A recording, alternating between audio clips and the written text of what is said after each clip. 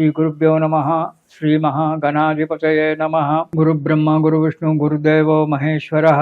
గురు సాక్షాత్ పరబ్రహ్మ తస్మై శ్రీ గురవే నమః. హరితసగోత్రోత్పన్నం హరిభక్తిపరాయణం శంకర గురువరేంద్ర చరణం శరణం ప్రపద్యే. శ్రీ మహద్భ్యో గురుభ్యో నమః.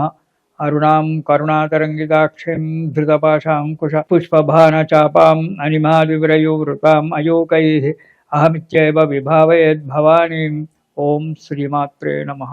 ప్రేక్షకులకు రాబో నూతన సంవత్సరం యొక్క శుభాకాంక్షలు. ప్రతి మాసం మనం చెప్పుకున్నట్టుగానే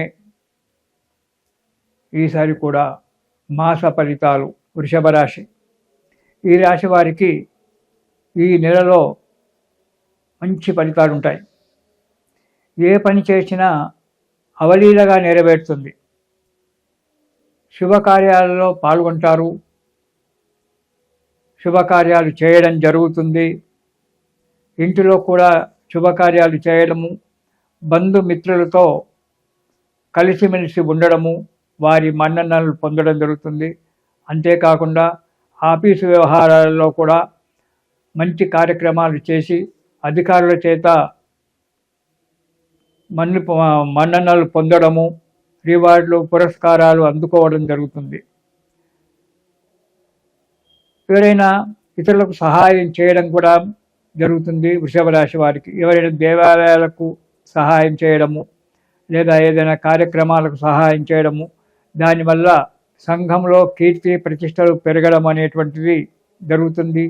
చేసే వృత్తిలో కూడా వ్యాపారంలో కూడా ఆశించినటువంటి ఒక ఫలితం జరుగుతూ ఉంటుంది. కానీ కొన్ని విషయాల్లో జాగ్రత్తగా ఉండడం మంచిది. గౌరవ ప్రతిష్టలు పెరుగుతున్నాయని చెప్పి అధికంగా దాన ధర్మాలు చేయడం మంచిది కాదు. సత్పురుషులను దర్శించడం జరుగుతుంది. తీర్థయాత్రలు చేస్తారు. దాన ధర్మాలు చేయడం మంచిదే కానీ శక్తికి మించినటువంటిది ఏ కార్యక్రమం కూడా చేయకపోవడం చాలా మంచిది. జాగ్రత్తగా ఉండడం మంచిది. ఇక వృషభ రాశి వారికి జనవరి నెలలో మొదటి వారము ఈ కొన్ని చిన్న చిన్న కష్టాలు రావడానికి ఆస్కారం ఉంది.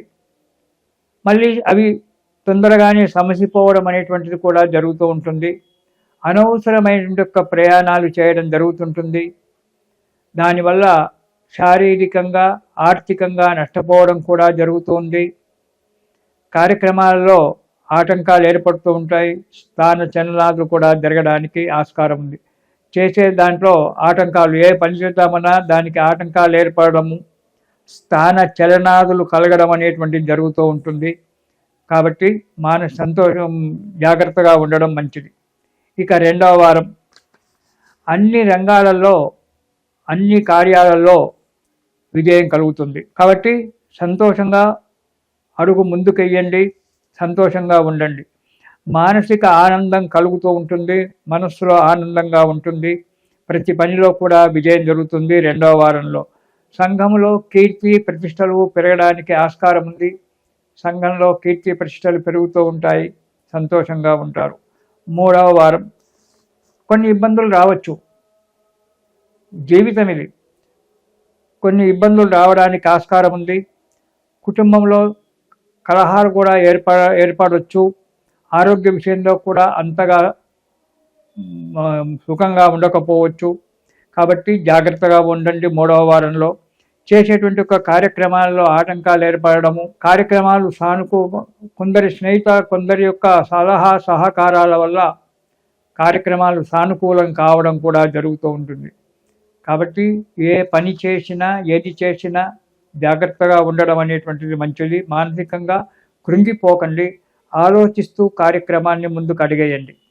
ఇక నాలుగవ వారం ఎప్పుడూ విచారంగా ఉండడము, ఎవరితో మాట్లాడకుండా ఎక్కువగా మౌనంగా ఉండడము, మనస్సులో ఉన్న బాధ ఎవరితో చెప్పుకోకపోవడము, మదన పడడము అనేటువంటిది జరుగుతూ ఉంటుంది. కుటుంబంలో చిక్కులు వస్తాయి. వ్యాపారంలో వ్యాపారంలో చిక్కులు, కానీ ధనలాభం ఉంటుంది. చిక్కులు ఉంటాయి కానీ ధనలాభం మాత్రం మంచిగానే ఉంటుంది. కొన్ని ఒడిదుడుకులు రావడము, అవి సమసిపోవడం జరుగుతుంది.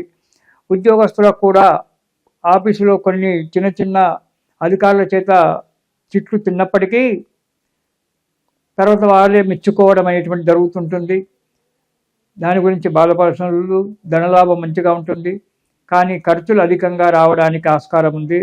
అంటే 4వ వారంలో అధిక ఖర్చులకు తట్టుకోవాల్సి వస్తుంది. మానసికమైనటువంటి యొక్క జాగ్రత్తగా ఉండడం మంచిది. మనోధైర్యంతో కాలం గడుపుతూ ఉండండి. మీకు ఈ జనవరి నెల సుఖంగానే నడిచిపోతుంది. వృషభ రాశి వారికి, ఈ రాశి వారు ఈ నెలలో ఆపదోద్ధారక స్తోత్రము అనేటువంటిది చదవడం చాలా మంచిది. ఆపదోద్ధారక స్తోత్రం కనుక ఈ నెలలో మీరు పారాయణం చేసినట్టయితే సుఖంగా సంతోషంగా ఉంటారు. ఆ రాముల వారి యొక్క అనుగ్రహం వల్ల మనశ్శాంతి ఏర్పడుతుంది. ఇది శుభం.